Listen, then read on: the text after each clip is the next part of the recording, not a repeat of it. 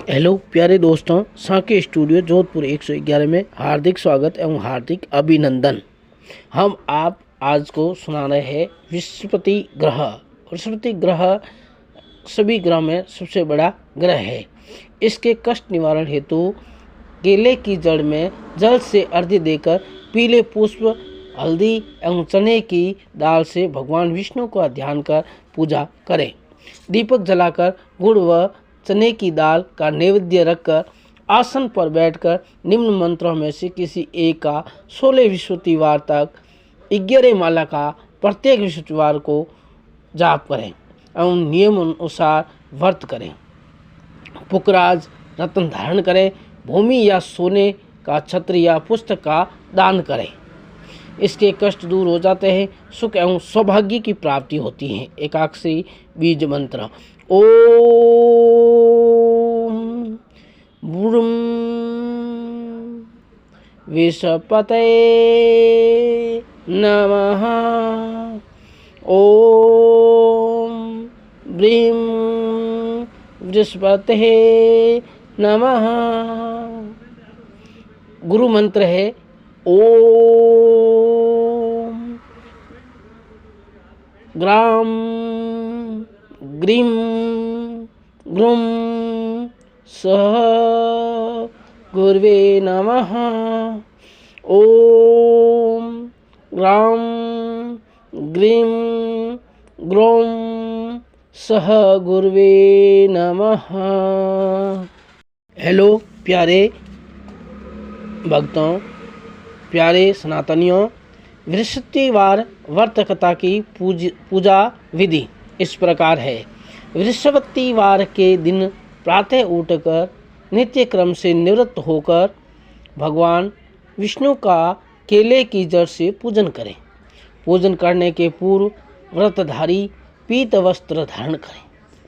पूजन सामग्री में पीले पुष्प, चने की दाल, गुड़, पीत वस्त्र तथा पीसी हुई हल्दी एवं चंदन, धूप, दीप आदि होता है। विधिवत पूजन करने के पश्चात कथा का श्रवण करें, मतलब कथा सुने। एक ही समय भोजन करें।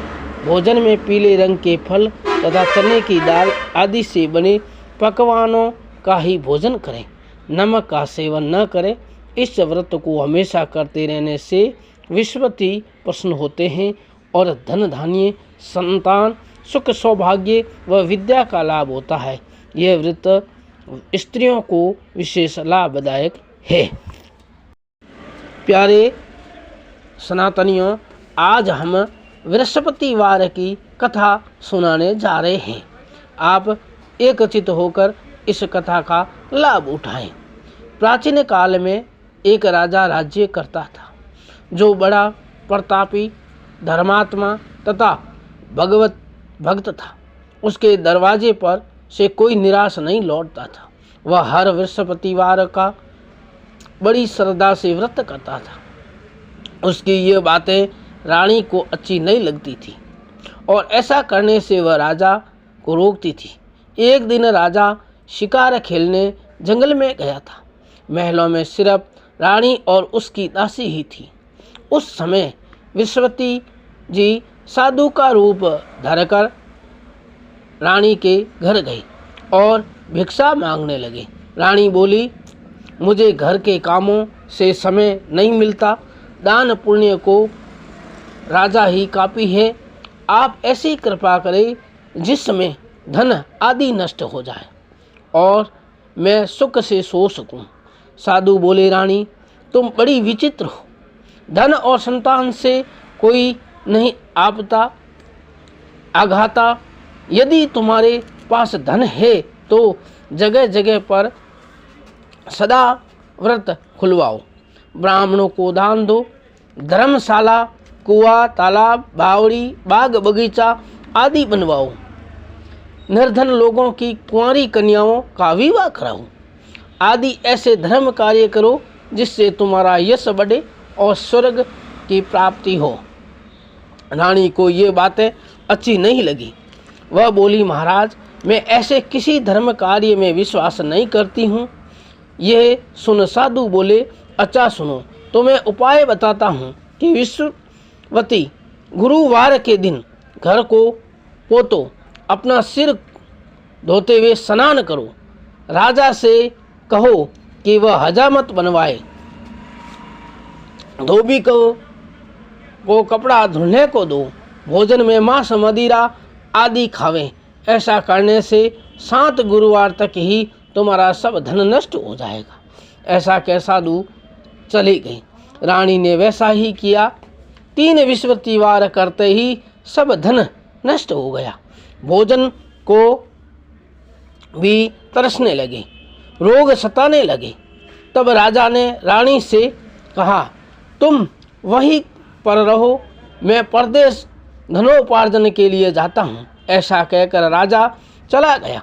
इधर रानी बहुत बड़ी दुखी रहने लगी। जब उसे 7 दिन बिना भोजन पानी के बीत गए, तब दासी से बोली, यहाँ पास में ही मेरी बहन रहती है, वह बहुत ही धनवान है। तुम उससे मेरा नाम लेकर 5 शेर बेघर मांगला तो कुछ गुजारा चले। दासी रानी की बहन के पास गई।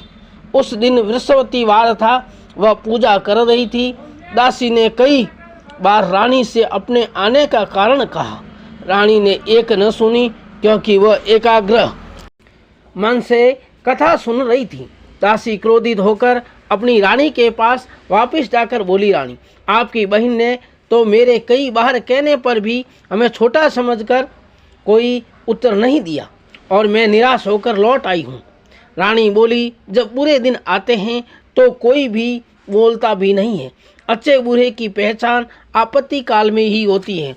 उधर रानी की बहन जब पूजन समाप्त कर चुकी तो सोचने लगी कि मेरे बहन की दासी आई है, वह लौट गई है, मैं उससे कुछ भी न कह सकी। अतः वह स्वयं अपनी बहन के घर गई और उससे बोली, बहन, मैं उस समय विश्वतिवार का पूजन एवं कथा सुन रही थी, अतः तुम्हारी दासी से न बोल सकी। कहो दासी कैसे गई? रानी बोली, बहन, हमारे घर में कुछ भी खाने को नहीं है, 5 शेर बेघर लेने भेजी थी। रानी बोली, विश्वती जी सब की कामना पूर्ण करते हैं, देखो तुम्हारे घर में अनाज रखा है। यह सुन रानी अंदर गई तो उसे एक घड़ा का अनाज मिल गया। अब तो वह बहुत बड़ी प्रसन्न हुई। दासी बोली, रानी, इनसे विश्वतिवार के व्रत की विधि पूछ लो, हम भी इस व्रत को करेंगे। यह सुन रानी बोली, बहन, इसकी व्रत विधि हमसे कहो। बहन बोली, विश्वतिवार को चना की दाल, गुड़, मुनका से विष्णु भगवान का केले की जड़ से पूजन करें तथा दीपक जलावे, पश्चात में कथा सुने। इस दिन पीले भोजन करें, नमक न खाएं। ऐसा करने से भगवान मनवांछित फल देते हैं। जब विश्वतिवार का दिन आया तो रानी और दासी ने बड़ी श्रद्धा से व्रत किया, परंतु पूजन के लिए दाल नहीं थी। अतः यह गुड़साल में जाकर कुछ चने की दाल व गुड़ और बीन लाई तथा केले की जड़ में विष्णु भगवान का पूजन किया। अब खाने को पीले भोजन कहाँ से आए? रानी भी बहुत बड़ी दुखी थी। तब भगवान प्रसन्न होकर के 2 थालों में बड़े ही सुंदर पीले भोजन सजा कर लाए और दासी से बोले, ये तुम दोनों का भोजन है। दासी खुश हो भोजन लेकर रानी के पास गई और बोली, लो, एक महात्मा ये 2 थाली भोजन भी दे गए हैं और कह गए हैं यह तुम दोनों को भोजन है, इसलिए हम दोनों ही साथ साथ बैठकर भोजन करेगी। इस प्रकार उन दोनों ने बड़े प्रेम से गुरु भगवान को नमस्कार कर भोजन किया।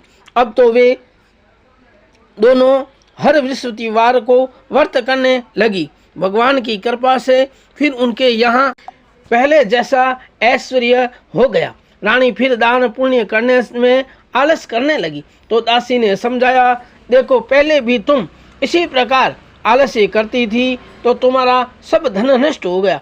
अब आलस्य त्याग कर इस धन का सदुपयोग करो, जिससे इस लोक में कीर्ति बढ़े, अंत में मोक्ष की प्राप्ति होगी। अब तो रानी आलस्य त्याग कर कुआं, बावड़ी, तालाब, बाग, बगीचा आदि का निर्माण करवाने लगी। खूब दान पुण्य करने लगी। इससे रानी का खूब यश फैलने लगा। राजा जब घर छोड़ जंगल में रह लकड़ी बीनकर शहर में बेचकर गुजारा करती तो पुरानी बातें याद कर के रोने लगती थी। राजा को दुखी देख वहाँ विश्वती देव भगवान साधु का रूप धारण कर राजा के पास आकर बोले, राजा तुम इतने बड़े दुखी क्यों हो? अपने दुख का कारण कहो। राजा ने आंखों में आंसू भर अपनी सब कथा क्या सुनाई। साधु स्वभाव के कोमल होते हैं। गर्वित होकर बोले, तुम्हारी रानी ने विश्वती देव का अपमान किया था, इस कारण तुमको ये कठिन दुख भोगने पड़े। अब तुम गुरुवार का व्रत किया करो। चना की दाल और गुड़ से केले की जड़ का पूजन कर कथा सुनो, भगवान तुम्हारी मनोकामना पूर्ण करेंगे। राजा साधु को प्रसन्न देख बोले, हे प्रभु, मेरे पास पैसा नहीं है जो भोजन करके कुछ बचा सकूं। मैंने रात्रि को स्वप्न में अपनी स्त्री को बहुत दुखी देखा है। पैसा न होने से खबर भी नहीं मंगा सकता, फिर मैं कौन सी कथा सुनूं? सो विस्तार कहो। साधु बोले, राजन तुम कोई चिंता मत करो। विश्वतिवार को रोजाना की तरह लकड़ी लेकर शहर में जाओ। तुमको उस दिन दूना धन मिलेगा, जिससे विश्वतिवार का पूजन एवं भोजन भली प्रकार कर सकोगे। कथा इस प्रकार है, ध्यान से सुनो। प्राचीन काल में एक निर्धन ब्राह्मण था। वह निसंतान था। उसकी स्त्री बड़े मलिन स्वभाव की थी। वह देव आराधना न कर सुबह उठते ही भोजन करती थी, बाद में अन्य कोई काम करती थी और कहना न मानती। इससे ब्राह्मण बहुत दुखी था। भगवान की कृपा से उसके घर में कन्या रूपी रत्न पैदा हुआ। वह कन्या धीरे धीरे बड़ी होने लगी। नित्य प्रातः उठकर भगवान का जप करती थी तथा विश्वतिवार को व्रत करती थी। जब वह पढ़ने जाती तो मुट्ठी में जौ भर के ले जाती और रास्ते में बखेरती थी। जब वह पढ़ने जाती थी तो मुट्ठी में जौ भर कर ले जाती और रास्ते में बखेरती जाती तो ये जो स्वर्ण हो जाती। लौटते समय उनको बीनकर घर ले आती थी। एक दिन वह जौं को सूप में पटक कर साफ कर रही थी। उसके पिता ने देख लिया और कहा, बेटी, सोने के जौं को साफ करने के लिए सोने का ही सूप होना चाहिए। दूसरे दिन गुरुवार को व्रत रख कन्या ने विश्वती से प्रार्थना की कि मैंने आपकी पूजा सच्चे मन से की हो तो मुझे सोने का सूप दे दो। भगवान ने प्रार्थना स्वीकार की ली और रोजाना की तरह जो फैलाती जाने लगी और लौटते समय बीनते लगी तो उसने सोने का सूप भी मिल गया। उसे घर ले जाकर जो साफ कर रही थी उसी समय उसी राज्य का राजा का पुत्र वहां होकर निकला। वह कन्या के रूप और कार्य को देख मोहित हो गया तथा अपने महल जाकर भोजन त्याग उदास होकर लेट गया। राजा ये समाचार पाकर उसके पास गए और बोले, बेटा, तुम्हें क्या कष्ट है? किसने तुम्हारा अपमान किया है? कहो, मैं वही उपाय करूँगा। पिता की बात सुन वह बोला, मैं उस लड़की के साथ विवाह करूँगा जो सोने के सूप में सोने के जो साफ कर रही है। राजा ने कहा, तुम उसका पता बताओ, मैं तेरा उसके साथ अवश्य विवाह कराऊंगा। राजकुमार ने उसका पता बताया। मंत्री जी ने उस लड़की के घर जा ब्राह्मण से सब हाल का। ब्राह्मण कन्या का विवाह राजपुत्र से करने को तैयार हो गया और धूमधाम से विवाह संपन्न हो गया। कन्या के विदा होते ही ब्राह्मण की वही स्थिति हो गई जो पहले थी। एक दिन बहुत दुखी हो वह ब्राह्मण अपनी पुत्री के पास गया। बेटी ने पिता को दुखी देखकर माँ का हाल पूछा। ब्राह्मण ने सभी हाल कह सुनाया। तब पुत्री ने बहुत सा धन दे दिया और पिताजी को विदा कर दिया। इस प्रकार कुछ दिन सुख से व्यतीत होने पर वह फिर पुत्री के पास गया। पुत्री बोली, पिताजी, आप माताजी को यहाँ ले आओ। और वह अपनी पत्नी को लेकर वहां पहुंचा तो पुत्री माँ को समझाने लगी। माँ ने एक भी बात न मानी और नित्य उठकर बच्चों की जूठन खा लेती। जब पुत्री पूजन कि कहती तो वह कह देती मैंने भोजन कर लिया है। एक दिन पुत्री को बड़ा गुस्सा आया। उसने एक कोठरी को खाली करके उसमें माँ को बंद कर दिया। दूसरे दिन प्रातः उठकर निकाल कर स्नादि करा करके पाठ करवाया तो उसकी बुद्धि ठीक हो गई। अब तो वह हर विस्पतिवार को व्रत करने लगी। इसी व्रत के प्रभाव से दोनों पुत्रवान ऐश्वर्यवान हो अंत में स्वर्ग को गए। इस प्रकार कथा कहकर वह साधु जी भी अंतर ध्यान हो गए। अब विस्पतिवार को राजा जंगल से लकड़ी काट कर बेचने गया तो उस दिन उसे और दिन से अधिक पैसा मिला। राजा ने गुड़ चना की दाल ला व्रत पूजन किया। उसी दिन से सभी कष्ट दूर होने लगे। परंतु दूसरे गुरुवार को राजा व्रत करने भूल गया तो भगवान क्रोधित हो गए। तभी वहाँ के राजा ने विशाल यज्ञ रचा और वहाँ नगर में यह घोषणा करा दी कि आज सब जनता मेरे यहाँ भोजन करेगी। राजा की आज्ञा से नगरवासी सभी भोजन करने गई। लकड़हारा देर से पहुंचा अतः राजा घर में भोजन कर रही थी तो रानी की नज़र उस खूंटी पर पड़ी जिस पर उसका हार लटका हुआ था। हार को वहां न देकर रानी ने जाना कि मेरा हार इसी ने चुरा लिया है। उसी समय से उसे कारागार में बंद कर लिया। लकड़हारा जेल में बंद हो भाग्य को कोसने लगा। फिर उसने उसी साधु को याद किया। विश्वपति जी साधु के रूप में प्रकट हो गए। उसी दशा को देखकर बोले मूर्ख, तूने विस्पतिवार के व्रत नहीं किया, इसी से तुम्हें कष्ट भोगना पड़ा है।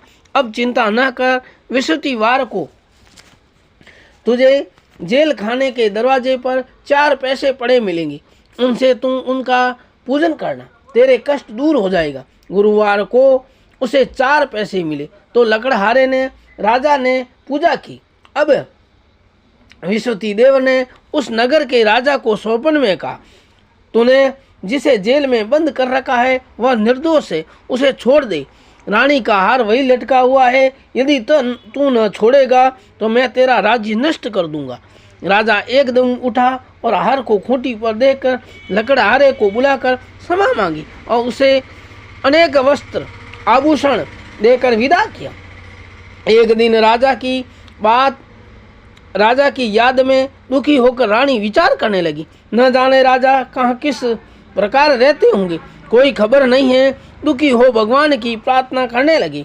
उधर भगवान ने राजा को रात्रि में स्वप्न में कहा, उठो, तुम्हारी रानी तुम्हारे याद में बहुत बड़ी दुखी है, घर जाओ। राजा प्रातः उठ सोचने लगा, स्त्रियां सिर्फ खाने पीने की संगिनी होती हैं, परंतु भगवान की आज्ञा है अतः घर चलना चाहिए। गुरुदेव की आज्ञा से वह अपने नगर को गया। राजा नगर को अति रमणीय देखकर आश्चर्यचकित हो गए और लोगों से पूछने लगे, ये बाग बगीचे किसने लगवाए? वे बोले, रानी और दासी ने। इससे वे और चकित हुए। उधर रानी ने सुना कि राजा आ रहे हैं तो दासी ने कहा, देख राजा हमको बुरी दशा में छोड़ गए थे, अतः तू दरवाजे पर खड़ी हो जा, कहीं राजा रंगल मंगल देखकर वापस न लौट जाए। दासी दरवाजे पर खड़ी हो गई। राजा आए तो उन्हें अंदर ले गया। राजा क्रोधित होकर तलवार निकालकर पूछने लगे, बताओ ये सब ऐसा ऐश्वर्य कहाँ से आया है? रानी ने कहा, यह सब विश्वपति जी की व्रत का प्रभाव है।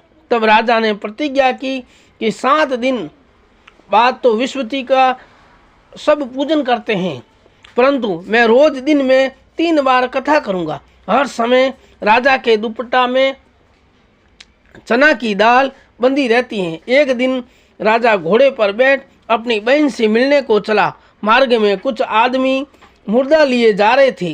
राजा उसने बोला, भैया विस्पतिवार की कथा सुन लो। ये बोले, हमारा तो आदमी मर गया, इससे अपनी कथा पड़ी है। परंतु कुछ आदमी बोले, कहो हम तुम्हारी कथा सुनेंगे। राजा ने दाल निकाली और कथा कहने लगे। कथा आदि हो पाई कि मुर्दा हिलने लगा तथा कथा समाप्त होने पर वह राम राम कहकर खड़ा हो गया। आगे चलकर उसे एक किसान मिला। राजा ने उससे कहा, भैया तुम मेरे गुरुवार की कथा सुन ले। वह बोला, जब तक मैं तेरी कथा सुनूंगा तब तक 4 हरैया जोत लूंगा। जा यहाँ से। राजा चल दिया। राजा के जाते ही बैल पछाड़ खाकर गिर गई। किसान का बुरा हाल होने लगा।